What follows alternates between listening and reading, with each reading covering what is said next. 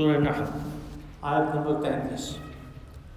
اعوذ باللہ من الشیطان الرجیم بسم اللہ الرحمن الرحیم هل ينظرون إلا أن تأتيهم الملائكة أو يأتي أمر ربك كذلك فعل الذين من قبلهم وما ظلمهم الله ولكن كانوا أنفسهم يظلمون فأصابهم سيئات ما عملوا وحاق بهم ما كانوا به يستهزئون وقال الذين أشركوا لو شاء الله ما عبدنا من دونه من شيء نحن ولا آباؤنا ولا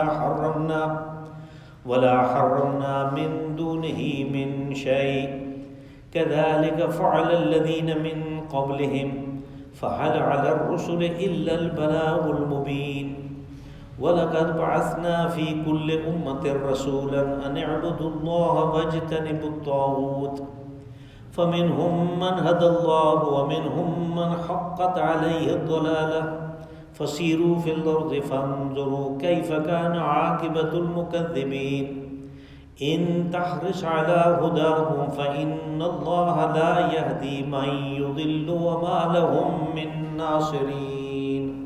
صدق اللہ العظیم. هل ينظرون إلا أن تأتيهم الملائكة أو يأتي أمر ربك. تو کیا وہ کس بات کا انتظار کر رہے ہیں کہ ان کے پاس ملائکہ آ جائیں، یا یہ کہ اللہ کا، ان کے رب کا کوئی عذاب کا حکم آ جائے. كذلك فعل الذين من قبلهم. ان سے پہلے لوگوں نے بھی، پہلی امتوں نے بھی اسی طرح کے اعتراض کیے. وَمَا ظَلَمَهُمُ اللَّهُ وَلَكِنْ كَانُوا أَنفُسَهُمْ يَظْلِمُونَ. اور پھر اس کا جو نتیجہ ہوا، اس میں اللہ نے کوئی ان کے اوپر ظلم نہیں کیا، بلکہ یہ انہوں نے خود اپنے اوپر ظلم کیا. فَأَصَابَهُمْ سَيِّئَاتُ مَا عَمِلُوا وَحَاقَ بِهِم مَّا كَانُوا بِهِ يَسْتَهْزِئُونَ. تو ان کے جو برے اعمال تھے، ان کا نتیجہ ان کے سامنے آ کے رہا، اور جس چیز کے ساتھ وہ مذاق کیا کرتے تھے اس نے انہیں آ گھیرا، یعنی عذاب. وقال الذين اشركوا لو شاء الله ما عبدنا من دونه من شيء نحن ولا آباؤنا. اور وہ لوگ جو شرک کرتے ہیں وہ کہتے ہیں اگر اللہ نے چاہا ہوتا تو ہم اس کے علاوہ کسی کی عبادت نہ کرتے، اور نہ ہی ہمارے باپ دادا. ولا حرمنا من دونه من شيء. اور نہیں اس کے حکم کے بغیر ہم کسی چیز کو حرام ٹھہراتے. كذلك فعل الذين من قبلهم. اسی طرح کے کام کیے ان لوگوں نے جو ان سے پہلے تھے.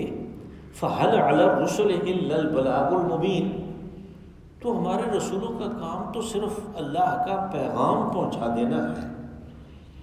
وَلَقَدْ بَعَثْنَا فِي كُلِّ أُمَّةٍ رَسُولًا أَنِ اعْبُدُوا اللَّهَ وَاجْتَنِبُوا الطَّاغُوتَ. اور تحقیق ہم نے اپنے رسول مبعوث کیے ہر امت میں، ہر گروہ میں، اس پیغام کے ساتھ کہ عبادت صرف اللہ کی کرو اور طاغوت سے بچ کے رہو.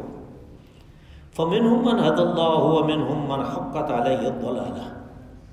تو کچھ لوگ تو ایسے ہوئے کہ انہوں نے اللہ کی طرف سے جو ہدایت آئی اس کو قبول کر لیا، اور دوسرے وہ ہیں کہ جن کے اوپر گمراہی چسپاں ہو کے رہی. فَسِيرُوا فِي الْأَرْضِ فَانظُرُوا كَيْفَ كَانَ عَاقِبَةُ الْمُكَذِّبِينَ.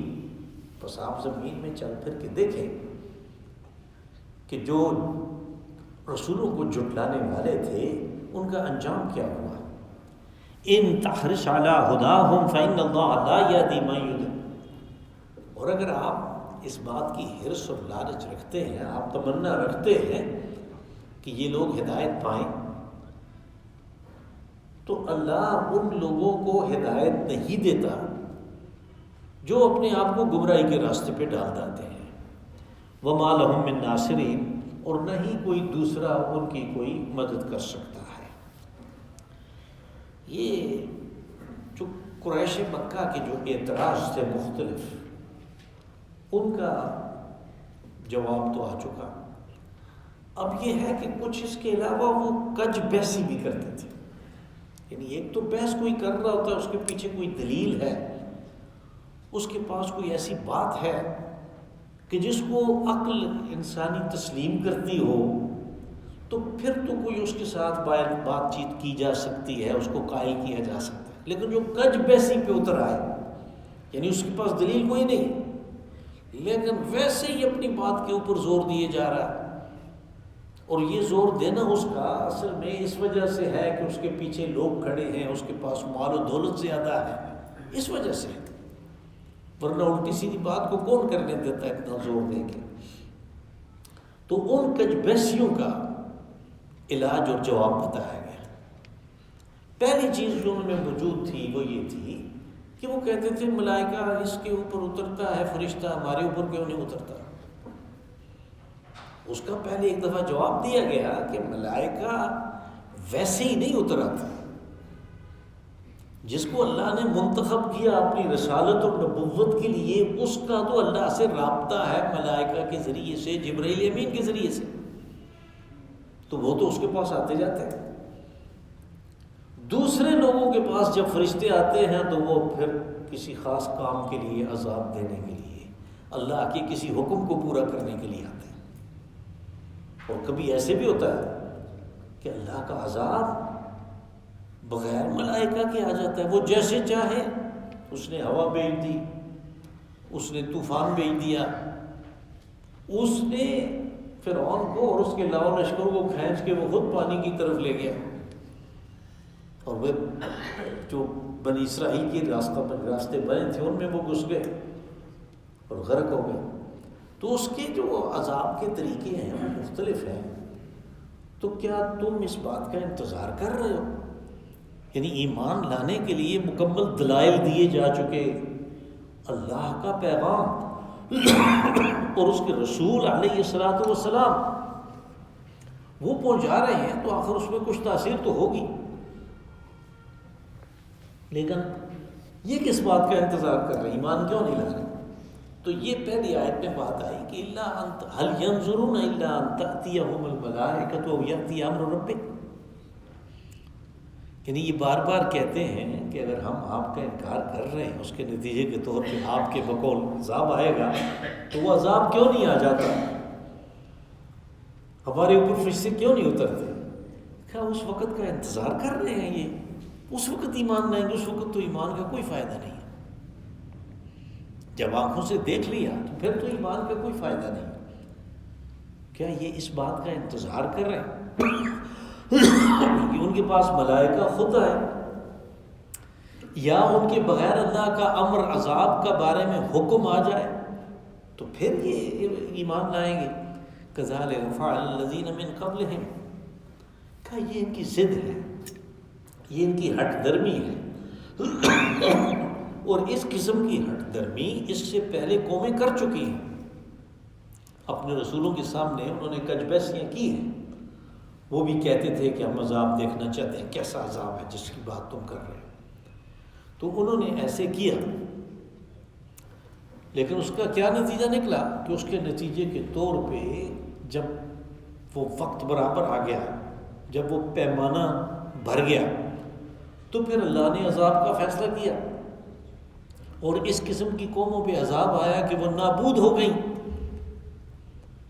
اب یہ کہ چند سردار، کیونکہ لوگ تو ان کے پیچھے ہوتے ہیں، انہوں نے کج بحثی کی، انہوں نے حجتی کی، انہوں نے نبی کے ساتھ مکالمہ کیا، ایمان نہیں لائے. نتیجے کے طور پہ سارے لوگوں کو نابود کر دیا گیا. تمام کی تمام قوم ختم ہو گئی.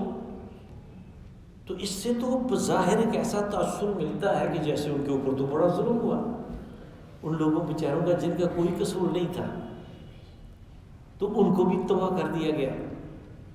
کہا یہ اللہ نے نہیں کیا، اس نے تو ان کو، وہ جو کہتے ہیں کہ ہم تو ان کو دیکھ رہے تھے، یہ ہمارے لیڈر ہیں، یہ جیسے کریں گے ہم ویسے کریں گے. کہا کہ دماغ، دل اور دوسری قوتیں اللہ نے ان کو اور تم کو برابر دی تھی، تم نے خود کیوں نہیں فیصلہ کیا اپنے بارے میں؟ تو اگر کوئی اس قسم کے عذاب عمومی سے ہلاک ہوا تو اللہ نے ظلم نہیں کیا، بلکہ وہ ظلم انہوں نے اپنے اوپر خود کیا، اور یہ ظلم ہے کہ اللہ نے کوئی صلاحیت دی ہو، آدمی اس کو استعمال ہی نہ کرے۔ اس نے سننے کی، دیکھنے کی، سمجھنے کی اور غور و فکر کرنے کی صلاحیت دی، اس نے استعمال ہی نہیں کی کہ نہیں جی مجھے ضرورت نہیں ہے، یہ جیسے کرے گا ویسے میں کروں۔ اس سے کام نہیں بنتا، ہر ایک اپنی جگہ پہ قابل مواخذہ ہے، قابل احتساب ہے، اس کا اس کو دی ہوئی صلاحیتوں کے مطابق امتحان ہونا ہے اور سوال جواب ہونا ہے۔ فَأَصَابَهُمْ سَيِّئَاتُ مَا عَمِلُوا، کہا یہ جو کرتوت کرتے رہے تھے، یہ جو ان کی ضد اور ہٹ درمی تھی، اس کا نتیجہ ان کے سامنے آ کے رہا۔ اب قریش مکہ کو ہر دفعہ بتانے کی ضرورت نہیں ہے، اللہ نے کم از کم 3 دفعہ تفصیل سے واقعات بیان کر دیے عرب اقوام کے، جن کے بارے میں انہیں پتہ تھا۔ اپنے سفروں میں، تجارتی سفروں میں وہ ان کی بستیوں سے گزرتے تھے اور انہوں نے وہ حالات دیکھے ہوئے تھے۔ کہا کہ یہ جو ان کے کرتوت تھے وہ ان کے سامنے آ کے رہے، نتیجہ اس کا ان کے سامنے آیا، وہ نیست و نابود ہو گئے۔ وَحَاقَ بِهِم مَّا كَانُوا بِهِ يَسْتَهْزِئُونَ، کہ جس عذاب کی ان کو دھمکی دی جا رہی تھی، ان کو ڈراوا دکھایا جا رہا تھا، اس کے ساتھ وہ مذاق کرتے تھے، ٹھٹھے مخول کرتے تھے کہ کدھر ہے تمہارا عذاب۔ کہا جس چیز کے ساتھ انہوں نے مذاق کیا اسی نے بالآخر انہیں آ گھیرا، یعنی عذاب ہی آ گیا۔ حَاقَ بِهِم مَّا كَانُوا بِهِ يَسْتَهْزِئُونَ، اس نے ان کو گھیر لیا۔ وَقَالَ الَّذِينَ أَشْرَكُوا لَوْ شَاءَ اللَّهُ مَا أَشْرَكْنَا وَلَا آبَاؤُنَا وَلَا حَرَّمْنَا مِن دُونِهِ مِن شَيْءٍ۔ اب ایک دوسری کٹ حجتی یہ ہے، قال الذين اشركوا لو شاء الله ما عبدنا من دونه من شيء نحن ولا آباؤنا ولا حرمنا من دونه من شيء۔ دوسری کٹ حجتی یہ ہے کہ لوگ یہ کہتے ہیں اور جو نہیں کہتے ان کو بھی یہ خیال پیدا ہوتا ہے کہ اللہ تو ہر چیز پہ قادر ہے اور انسان بھی اس کے قابو سے باہر نہیں ہے، اور اپنے بارے میں وہ کہتا ہے کہ میں بھی تو اس کے قابو میں ہوں۔ اگر میں گمراہی پہ ہوں، اگر میرا یہ شرک گمراہی ہے تو وہ مجھے سیدھا کر دے، اس کی قدرت موجود ہے۔ تو جب وہ مجھے نہیں سیدھا کر رہا باوجود قدرت کے، اس کا مطلب میں ہی ٹھیک راستے پہ ہوں۔ یہ اس نے بڑا الٹا مطلب نکالا ہے۔ اس یہ کٹوجتی ہے کہ اگر کوئی بندہ یہ کہے کہ اللہ کی قدرت ہے نا، وہ مجھے سیدھا کر دے، اگر میں گمراہ ہوں تو مجھے وہ سیدھے راستے پہ لگا دے۔ اب اللہ نے پکڑ کے تو سیدھے راستے پہ نہیں لگانا، اس نے تو یہ بات واضح کی ہے کہ میں نے تمہارے سامنے 2 راستے رکھے ہیں، ایک زندگی گزارنے کا یہ راستہ ہے، اس راستے پہ چل کے تم جنت میں جاؤ گے، دوسرا زندگی گزارنے کا یہ راستہ ہے، اس پہ تم چلو گے، اس کے مطابق زندگی گزارو گے، دوزخ میں جاؤ گے۔ اب یہ امتحان ہے، یہاں پہ جبر کا قانون نہیں چلتا، یعنی یہ وہ جو جبر ہے نا، لوگ وہ جو سورۃ آیت الکرسی کے بعد ایک آیت ہے کہ لا اکراہ فی الدین، کہ دین میں کے بارے میں کوئی جبر نہیں ہے، وہ یہ جبر ہے، یعنی ایک بندہ جو ہے وہ سیدھا نہیں ہے، وہ شرک میں مبتلا ہے، وہ کہتا ہے مجھے پکڑ کے سیدھا کیوں نہیں کر دیتا۔ اس نے کہا کہ دین کے معاملے میں، یعنی طرز زندگی کے بارے میں، اللہ نے جبر کو، اکراہ کو اور زور سے اس کو سیدھا کرنے کو پسند ہی نہیں کیا۔ امتحان اس دنیا میں اس کی صلاحیتوں کا ہے کہ اس نے خود غور و فکر کر کے اپنے آپ کو سیدھے راستے پہ ڈالا کہ نہیں ڈالا۔ اب یہ ان کا اعتراض ہے، کہتے ہیں جو مشرک لوگ ہیں وہ کہتے ہیں اللہ نے چاہا ہوتا تو ہم یا ہمارے باپ دادا کسی قسم کا شرک نہ کرتے، ہم تو صرف ایک اللہ کی، اس کی عبادت کرتے۔ اور کسی دوسری چیز کو جس کو اللہ نے حرام نہیں کیا اس کو ہم حرام بھی قرار نہ دیتے۔ اب یہ یہاں سے یہ خاص یعنی بات حرام کی اس لیے آئی کہ لوگ اپنی طرف سے کسی جائز بات کو ناجائز قرار دے دیتے ہیں، کسی حلال کو حرام قرار دیتے ہیں، کسی حق کو باطل قرار دے دیتے ہیں،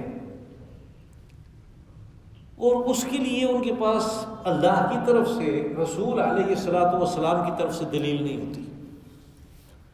اب یہ جو چیز ہے کہ کیا حلال ہے اور کیا حرام ہے، یہ قانون بنانا اللہ کا کام ہے، یہ اس کا اختیار ہے، اور اللہ نے یہ اختیار کسی کو بھی نہیں دیا، یہ اختیار اپنے پاس رکھا ہے، اور اس اختیار کو استعمال کرتے ہوئے اس نے قانون بنایا ہے۔ اب اگر کوئی کسی ایسی چیز کو جس کو اللہ نے حلال قرار دے دیا اس کو حرام کرتا ہے تو وہ گویا شرک کرتا ہے، اس نے اپنے آپ کو اللہ کے مقابلے میں لا کھڑا کیا۔ اور قریش مکہ میں جو شرک تھا اس کی ایک بہت بڑی قسم یہ بھی تھی، یہ چیز اگر آپ کو یاد ہو تو ہم پہلے پڑھ آئے ہیں کہ انہوں نے جانوروں میں طرح طرح کی اقسام جو ہیں وہ ایجاد کر لی تھی کہ یہ اونٹنی ہے، اس کے 5 نر بچے ہو گئے، اب اس کا ایک علیحدہ نام رکھ دیا وسیلہ، اور اس کے بارے میں کہا کہ اس کو ذبح کر کے کھانا، اس کا گوشت کھانا جو ہے حرام ہے، اس کو چھوڑ دو۔ اب جب قرآن پاک نے کہا کہ اس قسم کی کوئی بات نہیں ہے، جو حلال ہے وہ حلال ہے، جو حرام ہے وہ حرام ہے، وہ 5 بچے دینے سے پہلے بھی حلال ہے، وہ 5 بچے دینے کے بعد بھی حلال ہے۔ تو یہ بات چونکہ وہ صدیوں سے اس قسم کے رواج جو ہیں وہ ان کے راسخ ہو گئے تھے، ان کی سمجھ میں نہیں آ رہی تھی، تو ایک کٹ حجتی یہ کرتے تھے کہ کیا ہوا، اور چیزیں جو ہم کھا رہے ہیں اگر ہم کہتے ہیں ہم یہ نہیں کھاتے تو آپ کو کیا اعتراض ہے؟ اور بھی بہت سی چیزیں ہیں جو ہم نہیں کھاتے، آپ کو کوئی اعتراض نہیں، اس کے اوپر آپ کو اعتراض ہے۔ اعتراض اس بات کے اوپر نہیں ہے کہ آپ یہ کھاتے ہیں کہ نہیں کھاتے، اعتراض اس بات کے اوپر ہے کہ آپ نے قانون کو اپنے ہاتھ میں لے لیا، اللہ نے جو قانون بنایا تھا اس کے مقابلے میں خود کھڑے ہو گئے کہ نہیں میں ایسے کروں گا۔ یہ جو چیز ہے اس کے اوپر اعتراض ہے، یہ شرک ہے۔ اس لیے یہاں پہ اس کا خاص طور پہ تذکرہ ہوا کہ وہ کہتے ہیں کہ اگر وہ اس کو حرام قرار دیتا ہے تو ہماری کون سی طاقت ہے، ہماری کون سی مجال ہے کہ ہم اس کو حلال قرار دیں؟ ہم نے اس کو حرام قرار دیا، اس نے پسند کیا، ہمیں اس نے بتایا نہیں، اس نے پسند کیا، تو اس میں تو پھر ہمارا قصور تو نہ ہوا، اگر کوئی غلطی ہے تو پھر تو اس کی ہے، اس نے ہمیں کیوں نہیں سیدھا کیا؟ کہا کذالک فعل الذین من قبلہم، کہ اسی قسم کی کٹ حجتی، اسی قسم کی کج بحثی پہلی قوموں نے بھی کی اپنے رسولوں کے ساتھ۔ انہوں نے بات کو سمجھانے کی کوشش کی کہ یہ شرک ہے، شرک سے اپنے آپ کو بچاؤ، اللہ وحدہ لا شریک ہے، اس کے بنائے ہوئے قانون کے اوپر چلو۔ تو انہوں نے طرح طرح کے اعتراض کیے، جن میں ایک اعتراض یہ بھی تھا کہ بیچ میں تمہاری کیا ضرورت ہے، اس نے ہمیں پیدا کیا، وہ ہمیں سیدھا بھی کر دے۔ کذالک فعل الذین من قبلہم، پہلی قوموں نے بھی یہ بات کی۔ فہل علی الرسل الا البلاغ المبین، کیونکہ وہ ساتھ میں یہ بھی کہتے تھے کہ اگر تیرے پاس پیغام آتا ہے تو پھر اس کو کہو نا کہ ہمیں سیدھا کر دے۔ ہمارے دلوں میں ان چیزوں کے خلاف نفرت پیدا ہو جائے، یہ پیدا کرنا تو اس کا کام ہے، تو اس کو بولو۔ تو اس بات کو واضح کیا اللہ نے کہ رسول کا کام کسی کو پکڑ کے سیدھا کرنا، اللہ سے درخواست کرنا کہ تم اس کو پکڑ کے سیدھا کر دو، یہ نہیں ہے، بلکہ اس کا کام تو اللہ کا پیغام پہنچانا ہے اور واضح طریقے پہ پہنچانا ہے۔ بلاغ المبین یعنی ایسا پہنچانا کہ جس میں کوئی ابہام باقی نہ رہے، جس میں کوئی شک کی بات باقی نہ رہے۔ وَلَقَدْ بَعَثْنَا فِي كُلِّ أُمَّةٍ رَسُولًا أَنِ اعْبُدُوا اللَّهَ وَاجْتَنِبُوا الطَّاغُوتَ۔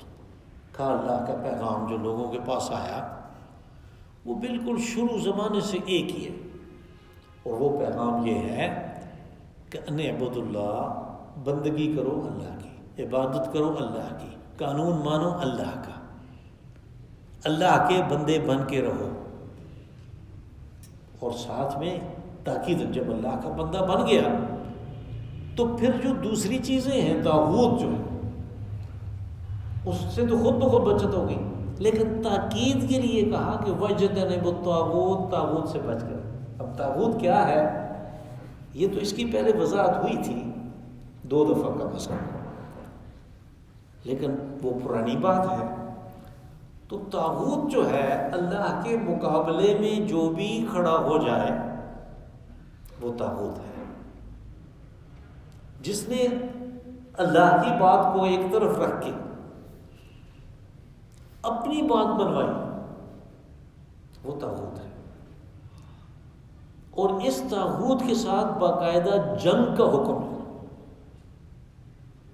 یعنی ہم لوگ مسلمانوں کے لیے یہ قانون ہے کہ وہ غیر مسلموں کے ساتھ مل کے ایک معاشرے میں رہ سکتے ہیں، صرف یہ پابندی ہے کہ ان سے جو اصل رازداری ہے، جو دلی دوستی ہے، اس قسم کی چیز نہیں ہونی ہے۔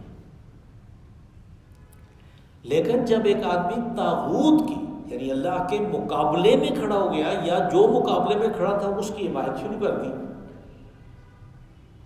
تو اس کے لیے حکم ہے کہ الذین آمنوا یقاتلون فی سبیل اللہ، کہ جو ایمان والے ہیں وہ اللہ کے راستے میں لڑائی کرتے ہیں، جنگ کرتے ہیں۔ والذین کفروا یقاتلون فی سبیل الطاغوت،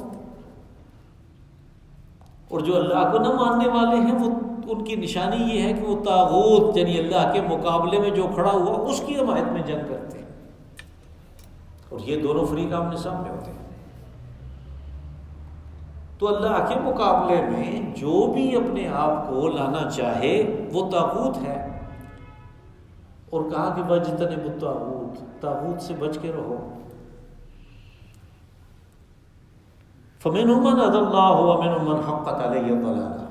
اللہ کا پیغام تو واضح شروع زمانے سے تمام نبیوں نے، رسولوں نے اللہ کا یہ پیغام جو مشترک تھا وہ دیا، لیکن کچھ لوگ ہدایت پا گئے، اس پیغام کو انہوں نے تسلیم کر لیا کہ یہ حق بات ہے۔ یہ کون لوگ تھے کہ جن کو اللہ نے ہدایت کے راستے پہ ڈالا، یعنی اس کا جو قانون ہے کہ ہدایت کون پائے گا، اس قانون پہ ہی چلے، قانون ہدایت پہ چل کے انہوں نے ہدایت پا لی۔ دوسرے جو ہیں وہ اللہ کے قانون ضلالت جو ہے یعنی گمراہی کا جو قانون ہے اس پہ چلے۔ انہوں نے گمراہ ہونا تھا اس لیے کہ قانون تو اس نے بنایا، سنت اللہ کا قانون ہے، اللہ کی سنت ہے، اس میں تبدیلی نہیں آتی کہ آدمی طریقہ تو وہ اختیار کرے جو گمراہی کا ہے اور آخر میں ہدایت پا جائے۔ یہ تو قانون میں تبدیلی ہو گئی، اس کے قانون میں کوئی تبدیلی نہیں ہے۔ جس نے اپنے آپ کو ڈال دیا گمراہی کے راستے پہ وہ گمراہ ہو کر رہے گا، جس نے ہدایت کے راستے پہ ڈالا وہ ہدایت پا کے رہے گا۔ اللہ کا ہدایت دینا یہ ہے کہ وہ اس کے لیے یہ راستہ آسان کر دیتا ہے، اس کے لیے ہدایت پانے کے دروازے کھلتے جاتے ہیں۔ اور اللہ کا قانون دلالت یہ ہے کہ جو اپنے آپ کو گمراہی کے راستے پہ ڈھالتا ہے اس کے لیے وہ معاملہ آسان ہو جاتا ہے، وہ اپنے آپ کو بڑا ایزی فیل کرتا ہے اس راستے پہ چل کے، نتیجہ اس کا گمراہی ہے۔ تو یہ اس کے قوانین ہیں۔ کہا کچھ ایسے تھے حقت علیہم الضلالہ کہ پیغام تو اسی طرح کا برابر کا ان کے پاس آیا، یعنی رسول آئے، انہوں نے پیغام دیا، کچھ لوگوں نے ہدایت پائی، کچھ نے نہیں پائی۔ تو اب اس کے اوپر یہ اعتراض کہ یہ کیسا پیغام تھا جو اللہ کی طرف سے آیا اور اس نے قبول کیا، اس نے نہیں کیا۔ تو پھر اس بات کو سمجھانے کے لیے اکثر و بیشتر میں وہ بارش کی مثال بھی دیتا ہوں کہ بارش تو برستی ہے، برابر وہی پانی ہوتا ہے، لیکن ایک جگہ پہ سبز لہراتی ہوئی کھیتی نکل آتی ہے اور دوسری جگہ پہ وہ گندی جڑی بوٹیاں نکل آتی ہیں جن کو تلف کرنے کے لیے آپ کو مزید خرچہ کرنا پڑتا ہے۔ تو بارش تو ایک جیسی تھی، لیکن زمین مختلف ہونے کی وجہ سے اس کے نتائج مختلف نکلے۔ پیغام تو اللہ کا ایک تھا، لیکن آگے دلوں کی کیفیت جو ہے، آگے جو غور و فکر کا جو معیار ہے وہ مختلف تھا۔ اس کے نتیجے کے طور پہ نتیجہ مختلف نکلا کہ ایک نے تو ہدایت پا لی اور دوسرا جو ہے اس کے اوپر گمراہی چسپاں ہو کر حقت علیہ الضلالہ۔ فسیروا فی الارض فانظروا کیف کان عاقبۃ المکذبین، مکذبین کہتے ہیں جھٹلانے والے۔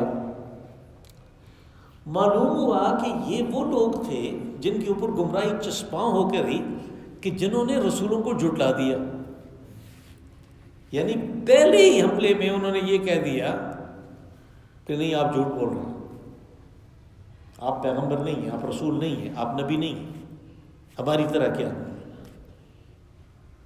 کہا یہ جو جھٹلانے والے تھے ان کا انجام اگر دیکھنا ہو تو چلو پھرو زمین میں تمہیں نظر آئے گا۔ اب ان کو اس لیے کیا کہا جا رہا ہے چلو پھرو کہ انہیں پکا پتہ تھا، وہ جانتے تھے اس بات کو کہ ادھر ہم شمال کو جاتے ہیں اپنے تجارتی کارواں لے کر، تو آگے بستیاں آتی ہیں، ایک راستے سے جائیں تو قوم سمود کی مدائن صالح آتے ہیں، انہیں پتہ ہے یہاں پہ سمود تھے، یہ انہوں نے پہاڑوں کے اندر تراش کے اتنے مضبوط قسم کے گھر بنائے تھے، وہ قوم کدھر گئی کہ جی قوم نابود ہو گئی۔ تو اللہ نے وجوہات بتائیں کہ انہوں نے اپنے نبی صالح علیہ السلام کو جھٹلایا تھا۔ تھوڑا اور آگے جاتے ہیں تو قوم لوط کی بستیاں جو بحر مردار کے اندر آ گئیں، انہیں پتہ تھا کہ یہاں پہ وہ تھے، یہاں پہ شہر آباد تھے،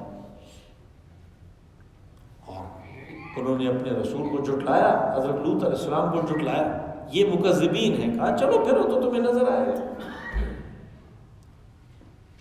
اسی طرح یعنی ساری دنیا میں یہ چیز موجود ہے، ہم بھی اگر چلیں پھریں تو ہمیں بھی نظر آ سکتا ہے کہ یہ کیا ہوا، ہڑپا میں کیا ہوا، موہنجو-ڈارو میں کیا ہوا، یہ مانسیرا میں کیا ہوا پرانی تہذیب کے ساتھ، یہ ٹیکسلا میں کیا ہوا۔ یعنی وہ عجائبات تو ہم نکال کے رکھ لیتے ہیں، میوزیم بنا دیتے ہیں، لیکن ان سے جو سبق حاصل ہوتا ہے وہ سبق بھی تو ہمارا کام ہے، سبق حاصل کرنا، عبرت حاصل کرنا کہ ان لوگوں کے ساتھ ہوا کیا، یہ کون تھے، یہ کیوں اس طرح مٹی کے نیچے آ گئے۔ تو کل سیرو فلم کہا کہ ان کو کہیں کہ چلو پھرو تمہیں نظر آ جائے گا جھٹلانے والوں کا انجام کیا ہوگا۔ ان تحرصنا ہداہم، اب ایک بات یہ بھی ہے کہ تمام رسول قوموں کے اندر مبعوث کیے گئے، ان کے اندر سے۔ اسی طرح نبی صلی اللہ علیہ وسلم بھی قریش میں سے تھے،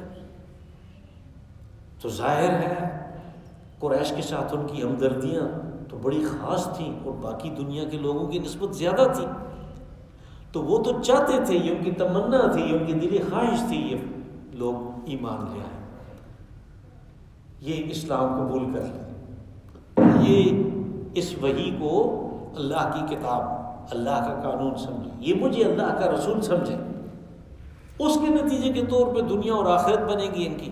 اور آپ نے یہی پیغام دیا، جدھر بھی گئے آپ نے فرمایا کہ یا ایھا الناس قولوا لا الہ الا اللہ تفلحوا، تم کہو لا الہ الا اللہ تم فلاح پاؤ۔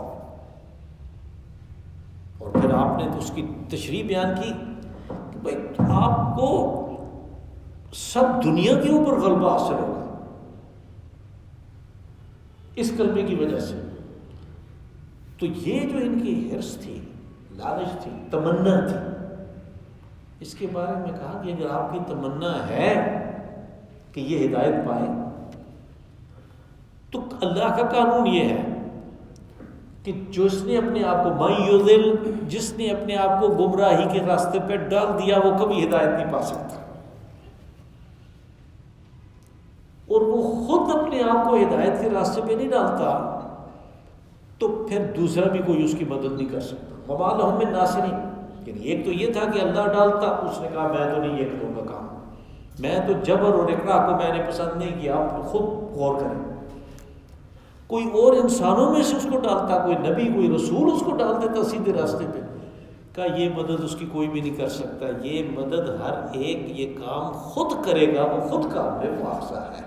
اللہم صلی وسلم وبارک وانعم علی عبدک ورسولک